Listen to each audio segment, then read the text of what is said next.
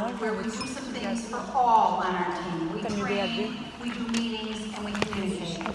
Now let's step up to our top level where we're going to do some things for some of the members of our team. Now this for some of us is hard because we all want to be equal. I told you I'm a mother of 3 boys. When they were little, and it would be maybe December 23rd or 4th, I would lay out all the gifts and I would realize, oh no, I spent $2.37 more on Jeff than I did on Doug. I better get in the car and go find something for $2.37. And I would, and it would be some ridiculous, unnecessarily waste of $2.37. And they were on to me. When they opened it, they'd go, this was the even up gift, wasn't it, Mom? Right? But that's because as moms, we kind of train ourselves that fair means equal. But I think that's not true. Equal isn't our objective. And in a direct selling business, there's only one of you and there are lots of them, so we've got to be smart about where we put our time. So here, I think of the rule of 80-20, and I think this is where we work with our premier 20%. We're not serving our 80% because remember, put on a flyer of steps. We got 3 ways we're serving them. We're training them, we're offering them meetings, we're communicating with them. But when we go up to the top level, this is our 20%. Concept makes sense? So what are the things we do here? We recognize success, we coach, and we mentor. So let's explore what that looks like, starting with recognition, because recognition is a cornerstone of our direct selling industry. What does recognition do? Well, it honors the person. When you have a good month, or you've had a great year, or you've promoted, and someone celebrates you, there's a moment that you get to kind of put a little pep in your step and stand a little taller and feel pretty good. The same is true when you honor the people on your team. It makes that person have a wonderful emotional connection. That's the heart. But this is a business of the head and the heart. And on the head side, each time you recognize, you're casting expectations. And you're helping people know what is considered to be success. So for that reason, I believe that we publicly praise success and we privately praise effort.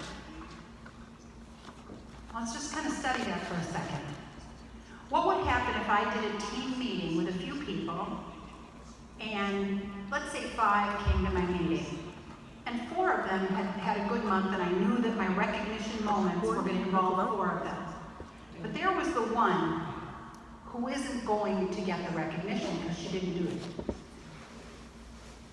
I could, A, leave her out because she didn't do what the other 4 did, or B, fuss about her effort, saying, oh, our achiever Mary is so great, she really tried. Boy, did she try. I mean, she just tried. And she tried, you know. She really tried. Gotta love her because she tried.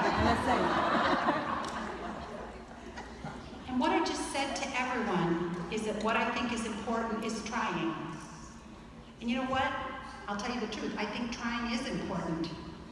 But when we get to recognition, we're recognizing performance, not people. Yes, they're people, but we're recognizing what they've done.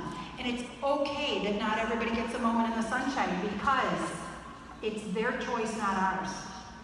They decided not to work at the level to get recognition.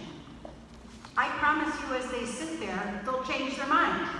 If 4 got to get up and get everybody's applause and get a little certificate or whatever we do, well, she's not coming to the next meeting without doing whatever it is that we need to do. Would you agree?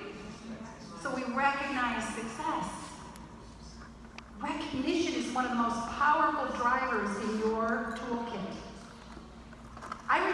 many years ago, I can't tell you how many, perhaps 20, I sat at a convention just like you're at here, and I had my brand new recruit. I don't want to tell you her real name, so I'll make one up, Carla. And I've invited Carla to sit next to me. She was my newest recruit at the awards banquet. Poor little Carla, wide eyes. Did she get a moment of recognition? No, she just started. Wide eyes, just, oh my gosh, watching these people in sequin dresses get up and praise and tears and hugs and screaming, and it was just, the girl's eyes got bigger and bigger and bigger. She bumped me on the leg about halfway through the program and she said, Sue, mark my word, that's going to be me. And I believed her. Do you know what? Last week on Facebook, she just posted a picture of her, many, many years later, walking across the stage getting celebrated. Wait till you hear this. For $2.5 million in personal sales since the day she started.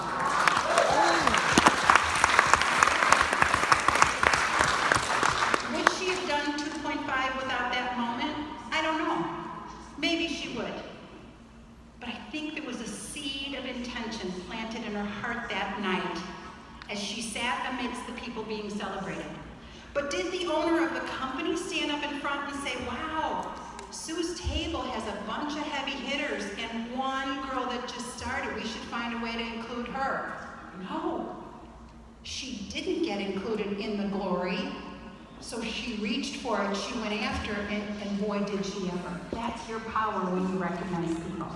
So how about a couple tips on recognition? Do you know, this is another one I could go on all day. Tell them what you're going to recognize. Tell your team what you recognize. And make sure it's not all what I would call competitive or exclusive. So in other words, don't just recognize the top 3 or the top 10 or whatever number you think is important. By the way, roughly 10% is the guideline. So if you have a team of 10, you should recognize your number 1, central team of 10. If you have a central team of 100, recognize your top 10, okay, in terms of your central team. So don't do your top 10 if you have 10 on your team, because number 1 isn't in the top. Would you agree? Or number 10 isn't in the top. But make sure it's not all that. Make sure it's everyone who hits a certain threshold gets applause. In my day, I told you, our show average was in the 3s, so our magic number was 1,000. So we called up the people who did 1,000. Then we called up the people who did 2,000. Then we called up the people who did 3,000. I could keep going. You get the idea. Here, with the kind of averages you have, let's leave 1,000 in the dust. Let's start a little higher, in my view. But decide on what you're going to recognize and tell them. This is where our recognition system goes. Now, what happens if you decide and nobody does it? You stand up, and you smile, you're confident, you say, I love the recognition portion of our meetings. I'm telling you, every time we have a meeting, I look forward to it, because it's my time to honor you and the wonderful things that you've done. So guys, as a team, we sold blah, blah. Way to go, you all had something to do with that. That's exceptional. And as you know, we take this time to really single out those who go above and beyond, and we honor this, and this. And you know what? This month it didn't happen, so I can't wait till next month, because I am confident that we're going to be seeing lots of people at that level tomorrow. So you have them reach for you, you don't lower down to them. Got that idea? Yeah. Okay. My next topic to share with you is coaching. Coaching is not training. It's not where you're teaching them what to do. Coaching is where you're nurturing their intention and making sure their actions line up. So they want something, you're helping them get out of their own way and make it happen. Remember, we're talking 20% here. We're not coaching everybody. Coaching isn't, hi, how you doing? Let's talk about the kids. Coaching is getting to the heart of who they are, what they want, what's important to you. Again, again, this is a topic that could be its own class, but I'd like to give you a couple of tips. My first tip for coaching is instead of saying to people, I will coach you once a week every Tuesday at 1 o'clock. What that does has no urgency in it. Because I know I'm talking to you this Tuesday at 1 o'clock. We're going to talk again next Tuesday. Put yourself a little bit more at a premium. And say, I would love to provide some coaching with you because you are showing me that you are reaching higher. You're doing what it takes, and you deserve some time. So what I'd like to do is set aside 3 one-hour chunks of time, or 45 minutes, whatever is important for you, where you and I will chat about what's going on and I'll help you. So let's set up this one, and this one, and this one. And after those 3, I think I'm going to let you go and run, and you can come back for 3 more once you've accomplished some of the things that we set forth in those calls. So in other words, little chunk of time, go get them, then I can help somebody else. Because I can't talk to everybody every week for 45 minutes. So only offer what I would call a series of coaching calls as opposed to an ongoing coaching relationship. Does this make sense to everybody? Okay. Another tip, turn off your trainer and turn on your listener. Coaching is not the time to be instructional. Coaching is the time for them to be instructional to themselves. So you just ask a lot of questions. I'll give you a few of them. One would be, what have you tried so far? One would be, what have you thought about trying? Let them do the talking. They'll solve their own problems. Another be, what would you like to make happen? Now I'm going to tell you my 2 favorites. Next question. What makes that important to you? Over the phone line, you will hear their heartbeat hard when you ask that question. What makes that important to you? So they say, I want to earn $2,000. Well, instead of writing down 2,000 and going, okay, let's make it happen, here's what to do, you say, tell me, what makes $2,000 important to you? This is putting meaning into money. And when you put meaning into money, it motivates. But if you don't put meaning into money, it doesn't motivate. And you can't put your meaning into their money, because what's important to you and what's important to them are probably not the same thing. So let them tell you, 2,000 is important to me because fill in the blank. We've heard all the fill in the blanks, haven't we? And then my last question I'll offer you with, which is my favorite coaching question in the whole universe. So much of a favorite, we're going to do what my Uber driver did yesterday. We're going to practice saying it out loud, even though we'll say it in 2 different languages. This question is very important.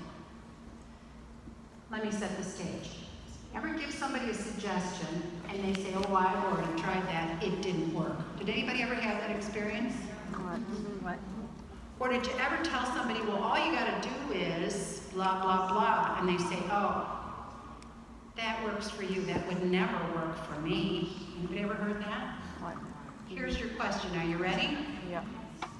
Would you like a suggestion?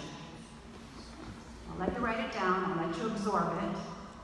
Would you like a suggestion?